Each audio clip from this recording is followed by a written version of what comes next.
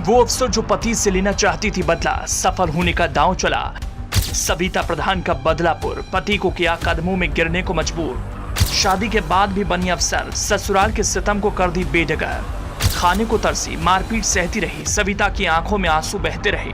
2017 में एक फिल्म आई थी, शादी में जरूर आना। एक लड़की अफसर बनने के लिए शादी वाले दिन ही फेरे लेने से पहले भाग जाती है, लेकिन एक मिलती जुलती कहानी आई है मध्य प्रदेश की। पति से बदला और हिसाब बराबर करने के लिए शादी के बाद भी अफसर बनने को ठानी। पति की पिटाई और 2 बच्चों की जिम्मेदारी निभाने वाली सविता प्रधान की जिंदगी के मुश्किल समय और फिर अफसर बनने का सफर बहुत अलग है। अगले 1 मिनट तक सविता की जिंदगी के किस्से सुनेंगे तो आपको बहुत दर्द होगा। ससुराल में हाल ऐसा था कि वो डाइनिंग टेबल पर सबके साथ नहीं बैठ सकती थी, खुलकर हंस नहीं सकती थी। घर में सबसे आखिर में खाने की हिदायत दी गई थी। अगर खाना खत्म हो जाए तो वो दोबारा नहीं बना सकती थी। मार खाने और गाली गलौज के डर से वो रोटियों को अंडर गारमेंट में छुपा लेती थी, फिर बाथरूम में जाकर बीच में खा लेती थी। ससुराल वालों का इतना दर्द झेल चुकी मध्य प्रदेश की तेज तर्रार अफसर सविता प्रधान की कहानी ही कुछ ऐसी है, जो भी सुनेगा दिल पसीज जाएगा। पुराने जमाने के तौर तरीकों को ढालने या फिर कहें तो थोपने से ससुराल वालों ने कोई कमी नहीं की।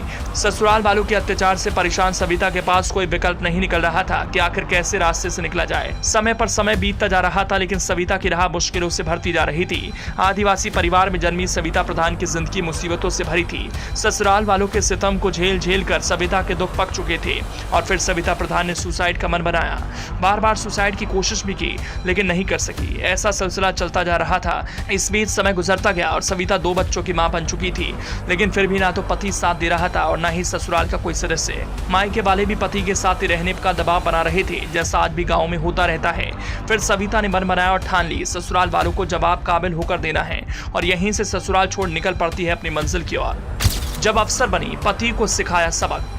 अब दौर बदल चुका था, सविता भी अफसर बन चुकी थी। उम्मीद थी दोबारा से पति आएगा तो शायद नौकरी देखकर बदल जाए, लेकिन जब पति लौटा तो हालात और बिगड़ चुके थे। सविता के साथ ऐसा कुछ हो गया जिसका अंदाजा किसी को न था। तरक्की देखकर उनका पति दोबारा उनकी जिंदगी में वापस लौट आया, लेकिन आदत से खराब पति की हालत वही थी और फिर से पुराने रवैये पर आ गया।